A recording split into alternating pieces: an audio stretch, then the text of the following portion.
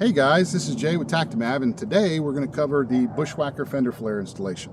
So these are the big ones that have the black hardware, and they're going to give us plenty of space for what we want to down the road, which, you know, we're going to jack her up, we're going to put bigger wheels and tires on it, and that's going to keep rocks from hitting the side of the truck as well as hitting other people on the road. I realize it's not everybody's taste, but for us it works. It goes really well, matches that black plastic from the factory really well, so it has that nice silver and black two-tone that we're after.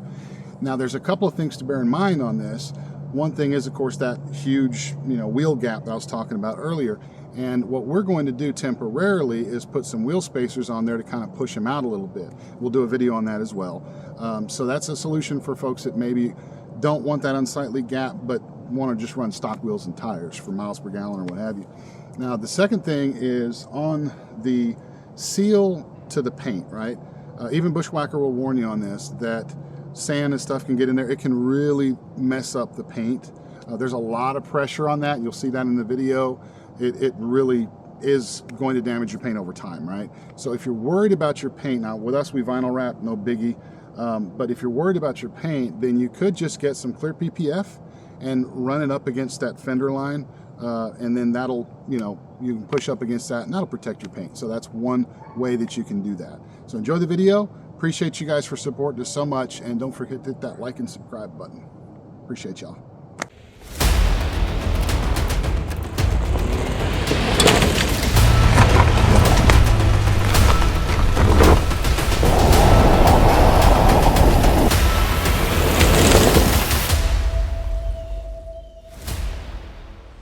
Starting with the rear Bushwacker fender flares, you're going to need a couple of tools. It's not going to take much. A skinny flat-bladed screwdriver to pry these fasteners down. I use a fastener removal tool. Once I get them loose, it just makes the job easier. There's 7 of those right here. Then you've got 2 7mm down here, so you're going to need like a stubby 7mm socket and maybe a wrench. And then you've got 2 more up here that you need to remove. You're going to take this mud flap, and that's going to be put to the side. You're not going to reuse that because the Bushwacker replaces that, and it comes with 2 new fasteners for that mud flap area that are a little bit different than the factory ones. So let's get started. Start at the bottom here.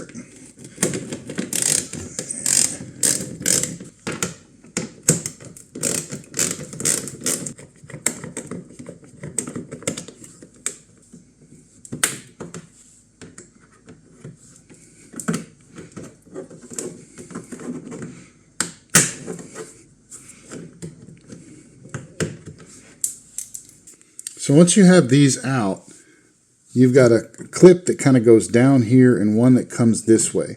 So you're going to pop this kind of up here like this, and it'll loosen up that corner, and then you can just push this one, and you can see what I'm talking about here, where you have this one clip coming this way and one clip that's straight down. So you can kind of see there. You need to pop that one up and then push that one out, and this whole thing will come right on out.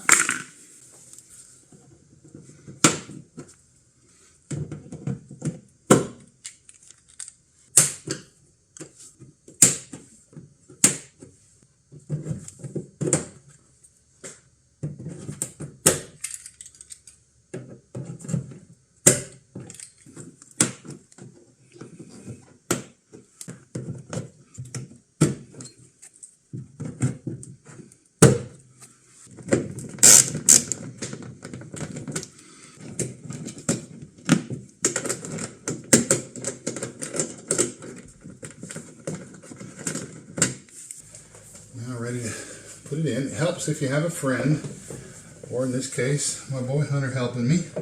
So hold your end up there, and it makes it a lot easier. Go ahead and start these 2 screws down here. Just get them started. Tighten them all the way, just to give you a placement there. And then you can kind of work your way in and make sure that that seal is going to make a nice, good, tight seal there. Alright, we get over here.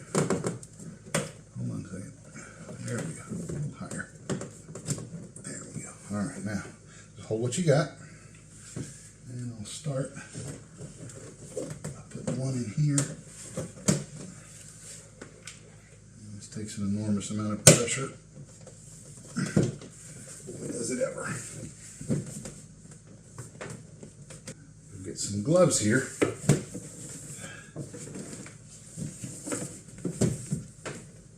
Oh, there we go. Oh man. Okay. Like I said, it's a lot of pressure to get these in here. So once you've secured these two screws down here, maybe got one of the fasteners in there, it's going to be easier to come over here, hold that up in place. The new larger one comes with a kit, goes on the top. So the little push pin that comes in, it kind of has the ribs on it. That one goes on that bottom hole.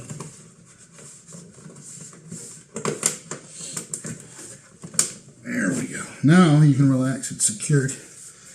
And we can take our time overexerting ourselves and getting the rest of them in there. I can try. Oh man, I'll tell you what. And the bottom is done. Okay, so now we recheck the top, make sure that this seal is not bulged out anywhere. It's pretty good. Okay, now we got one little spot here. And that's where a small little tool it actually comes with will help pull that seal back out. So then you're basically going to push pins all back in here and you'll be done. I won't bother you with the strenuous labor of us making a fool of ourselves. So now that we have the rear fender flares done, ready to move on to these front ones. Now on the front ones you'll notice this is when you're going to use this. So you'll have two of these push pins here that kind of go in an angle out towards you rather than the ones that are almost flat with the curvature of the fender. So this is going to get replaced with one screw and it goes oriented like that up in between here, and it's going to give you a nice flat spot off of these two push pins to actually screw it in. And of course they give you one little screw to go in there. So you're going to need a stubby Phillips to be able to get that clearance in there. And then of course you need a small flat blade and you use one of these tools to remove all the push pins. And that's it. No other special tools required. It's pretty straightforward. So on to this one.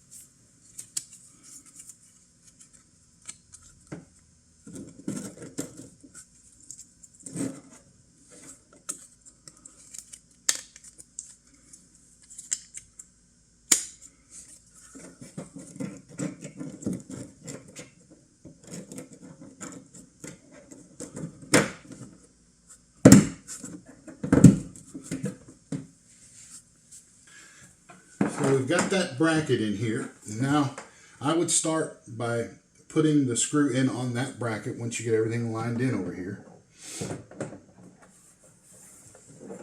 And pushing that gasket a little bit. Sometimes the gasket's not all the way over the plastic, I've noticed on these.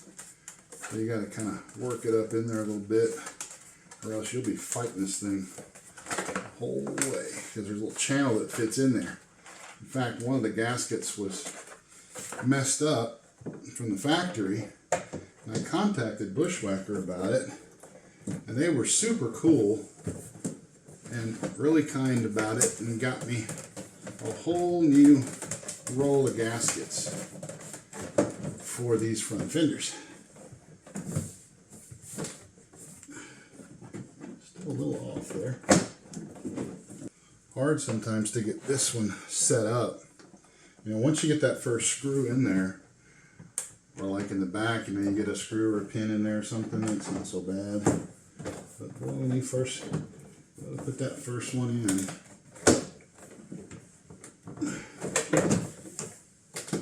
there we go.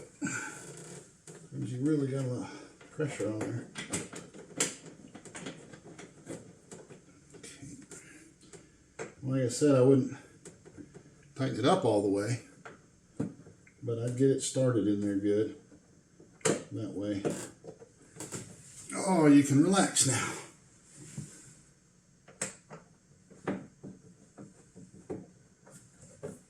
And start working the rest of them in.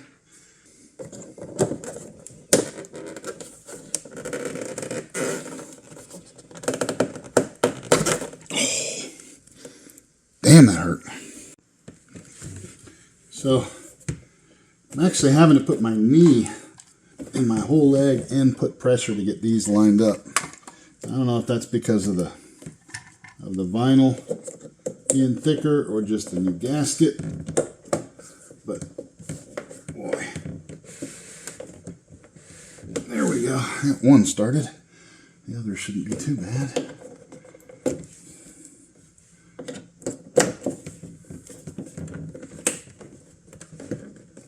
There we go. Oh, maybe I can relax now. Get these done. Nope. Still with the knees.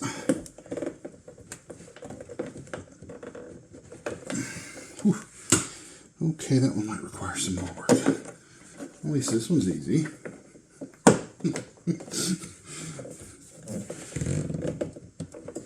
Okay. Ooh, I'll get back to that one. These aren't as bad. They're lining up pretty decent. So I'll start with the top one here. There we go.